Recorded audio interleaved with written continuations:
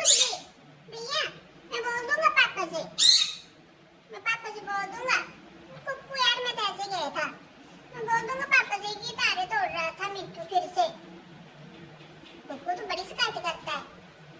आप क्यों घुस गए थे अंदर, मैं बोल दूंगा पापा से। ओह मैं देखने गया था कि ठीक हो गई है तारे की नहीं हो गई।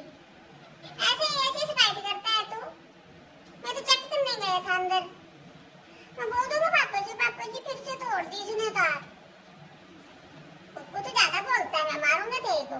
मैं तो ऐसे चेक करने गया था। बड़ी शिकायत करता है तू, मेरे को पटवाएगा। तो क्यों चले गए, पापा ने कल ठीक ही थी ना तार, आप फिर से खराब करके आ गए। मेरे को लगता है आपने खराब करके, मैं देखता हूँ नीचे जाके। मैं बोलता हूँ पापा से, अभी मार पड़ेगी भैया आपको, आपको पिंजरे में बंद कर देंगे, देख लेना।